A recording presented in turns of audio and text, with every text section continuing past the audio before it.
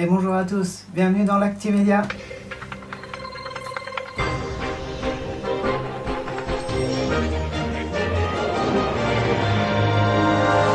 Votre émission hebdomadaire est de retour, comme chaque semaine, elle retrace l'actualité dans différents médias avec au programme. On repart du côté de la radio avec un nouveau tour des plus gros hits du moment et l'évolution des hits précédemment vus la semaine dernière. On poursuivra avec le tour des audiences de la télévision, du côté des primes, de l'Access et des journaux.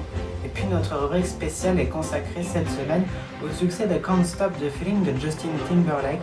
Comment cette chanson réussit à vous plaire et pourquoi? J'essaierai d'apporter différents éléments de réponse pour répondre à cette question.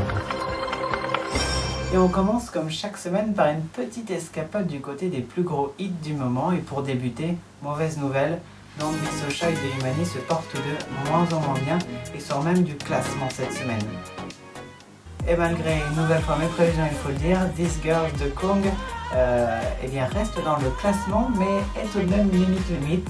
Alors on suivra bien cette évolution la semaine prochaine. Sinon, ceux qui vont plutôt bien, on retrouve Bailar de Diro qui continue à faire ses preuves.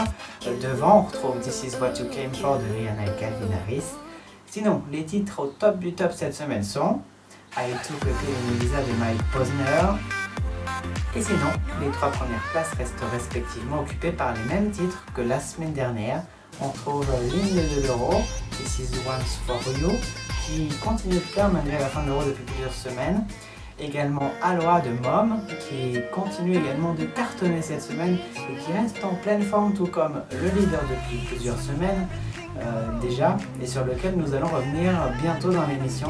Can't Stop the Feeling de Justin Timberlake reste encore une fois en haut du classement. Et puis mon coup de cœur cette semaine revient au groupe Naive New Beaters et leur chanson Il Tomorrow que j'apprécie tout particulièrement. Vous pouvez voir leur clip en 360 degrés s'il vous plaît, ici. Et puis je vous annonce, j'en profite, petite confidence, la semaine prochaine je vous parlerai des nouveautés côté musique qui ne sont pas encore dans le classement et qui vont sûrement faire du bruit cette semaine. Alors ne loupez surtout pas cette page spéciale dans la prochaine émission.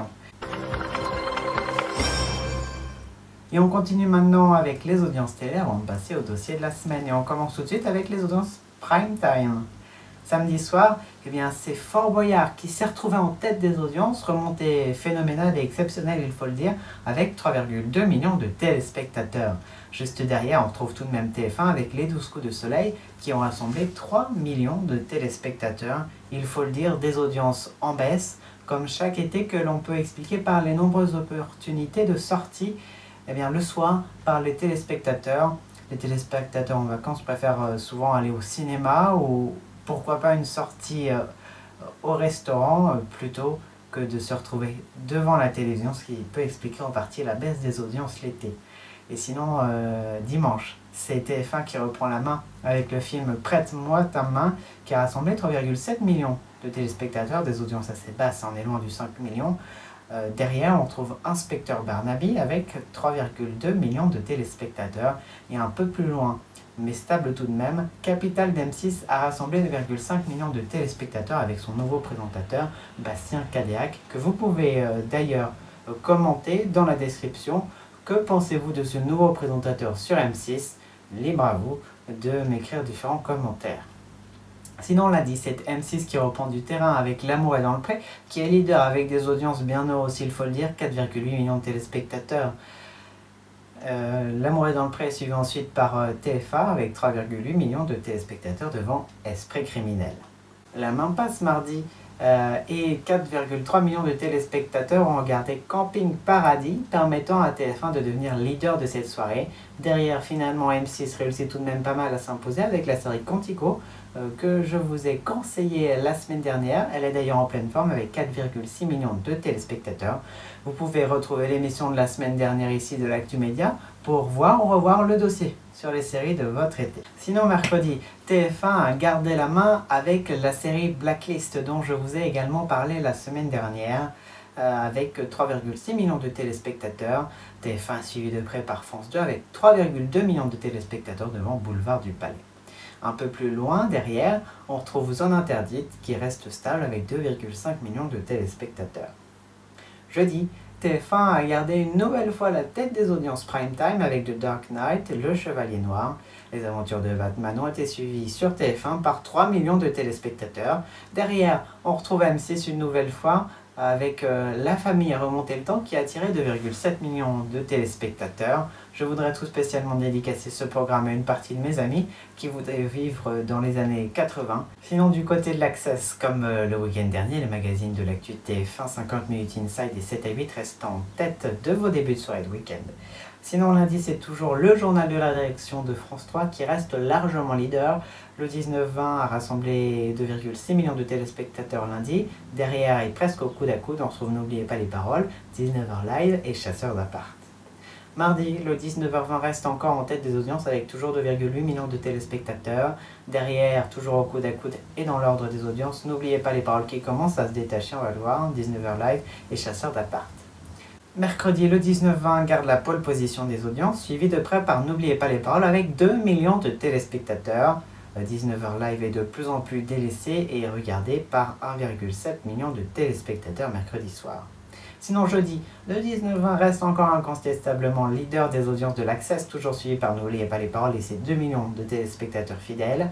19h live et Chasseurs d'appart sont une nouvelle fois au coude à coude, cette fois-ci avec 1,6 million de téléspectateurs. Si on passait maintenant côté JT, TF1 est en tête le week-end et sans appel suivi de France 2 et cette tendance des week-ends continue de se confirmer en semaine car lundi, TF1 reste toujours en tête avec 4,8 millions de téléspectateurs à 13 et à 20h. France 2 reste stable avec 3,8 millions de téléspectateurs à 20h et 2,4 à 13h. Le 19h45 d'M6 est un peu bas, il faut le dire tout de même, mais 2,6 millions de téléspectateurs. Les JT continuent de séduire et TF1 reste en tête mardi avec tout de même 4,8 millions de téléspectateurs à 13 et à 20h, ce qui est un beau score. France 2 reste derrière avec les mêmes audiences que la veille, tout comme France 3, qui se fait tout de même beaucoup remarquer pour les audiences du 19-20 en access, suivi d'M6 toujours bas. Mercredi, on peut vraiment conclure que TF1 a gagné la bataille des JT, mais pas forcément la guerre cette semaine. Le 13h et le 20h reste en tête des audiences avec une moyenne de 4,5 millions de téléspectateurs. France 2 est derrière avec en moyenne 2,4 millions de téléspectateurs à 13, puis 4 millions à 20h, ce qui est tout de même un beau score pour 20h. Juste derrière, les journaux de France 3 ne se sont jamais aussi bien portés avec presque 3 millions de téléspectateurs à 19h. Derrière encore, on retrouve M6 avec 1,2 million de téléspectateurs à 12h45, puis 2,5 millions de téléspectateurs à 19h45. Et pour terminer jeudi, on retrouve à peu près le même cas de figure comme tout au long de la semaine, mais on peut tout de même noter une légère amélioration de 0,5 million de téléspectateurs pour le 19h45 d'Ophélie Meunier. On passe maintenant au dossier de la semaine consacré à la musique et un des plus gros succès du moment. Pourquoi et comment Can't Stop the Feeling plaît? Cette question peut paraître assez anodine, mais elle est bien plus complexe qu'elle en a l'air si vous y réfléchissez bien. Alors je vais tenter d'apporter différents éléments de réponse pour répondre à cette question. Alors tout d'abord, premier élément, pour qu'une chanson puisse plaire, eh bien, il faut bien que vous l'entendiez plusieurs fois, notamment à la radio. Et c'est grâce à la notoriété et à la popularité de Justin Timberlake que vous avez pu entendre cette chanson. En effet, le chanteur est mondialement connu et ses nouvelles musiques sont bien arrivées jusqu'à nous en France, car comme nous l'avons vu précédemment, les radios sélectionnent pour vous les hits les plus susceptibles de vous faire écouter la station, et comme Justin Timberlake est très connu, les radios se sont vraiment empressées de vous faire écouter son disque. Mais dans la musique, il n'y a pas que la notoriété de l'artiste qui compte. La communication joue également un rôle majeur. Et grâce au clip de la chanson, et ça a fait beaucoup de bruit, et on a très vite parlé du nouvel album de Justin Timberlake et ça a permis de faire connaître Can't Stop the Feeling. Et une fois déjà tous ces premiers éléments réunis, la chanson en elle-même doit ensuite faire ses preuves auprès du public de par sa qualité musicale.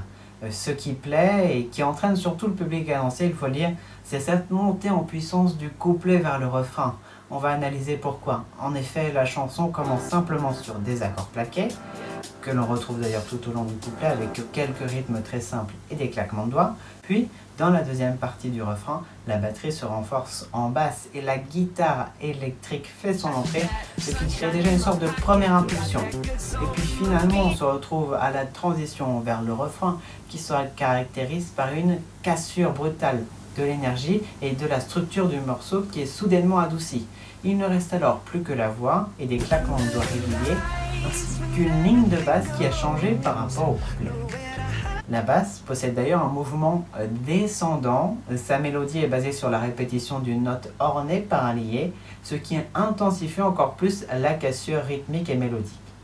La fin de cette transition amène finalement au refrain avec en récompense une nouvelle cassure de rythme qui s'intensifie d'un coup, avec comme lancement le claquement de la batterie, et la tonalité du morceau module également grâce à un léger glissé issu des quelques paroles prononcées qui forment d'ailleurs en passant l'accord de Do mineur. La tonalité du refrain devient cette fois-ci majeure, ce qui apporte en plus une petite touche de bonheur et de vie. De plus, le mot dance est répété de nombreuses fois, ce qui est vraiment très entraînant. La basse est également très importante et très présente et joue un rôle considérable dans le refrain, mais je ne vais pas m'étendre sur ce domaine.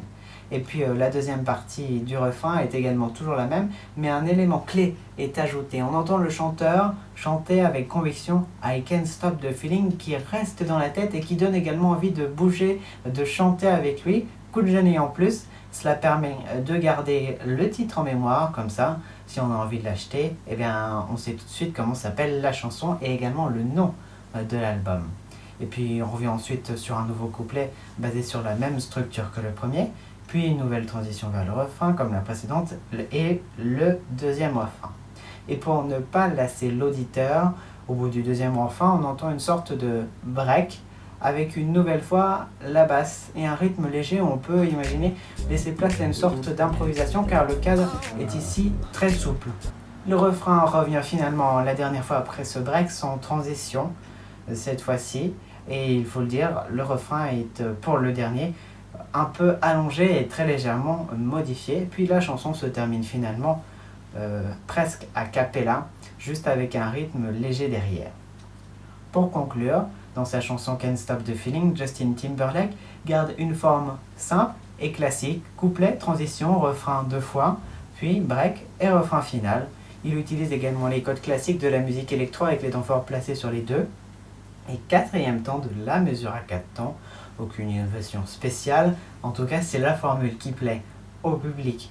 Il joue néanmoins beaucoup sur la basse qui se répète comme de nombreux artistes et de très nombreux artistes, car cette technique était appelée à l'époque la basse continue, durant la période baroque déjà, dès le XVIIe siècle, ce qui vous montre que cette technique existe depuis très longtemps et plaît à toutes les époques et à toutes les sauces.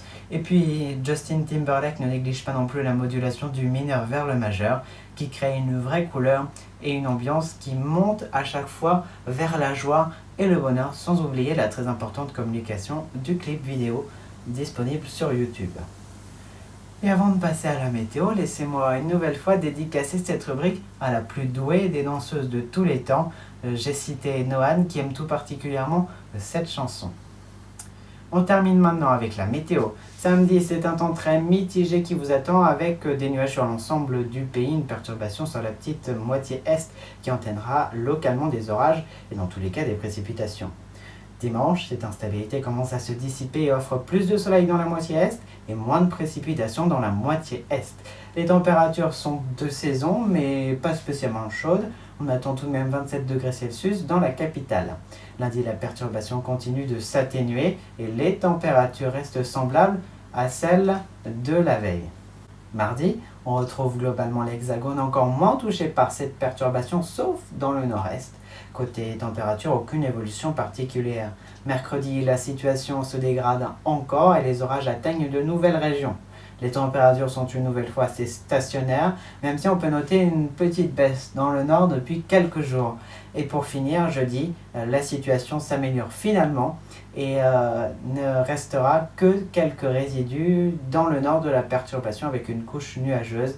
Et pour les températures, on observe toujours cette légère baisse dans le nord qui revient tout de même à des températures stables et à peu près de saison pour les régions. Ça y est, c'est la fin de l'Actu Média. Merci de nous avoir suivis avant que nous nous quittions. Je vous conseille d'aller voir le complément de cette nouvelle émission de l'Actu Média. Il s'agit d'une spéciale sur la presse parce que je ne vous ai pas encore trop parlé. Ça dure pas très longtemps, alors je vous conseille vraiment d'aller voir cette nouvelle vidéo ici. Et puis on se retrouve bien évidemment la semaine prochaine. Soyez au rendez-vous dans un cadre, vous le verrez, très différent et sûrement moins sophistiqué.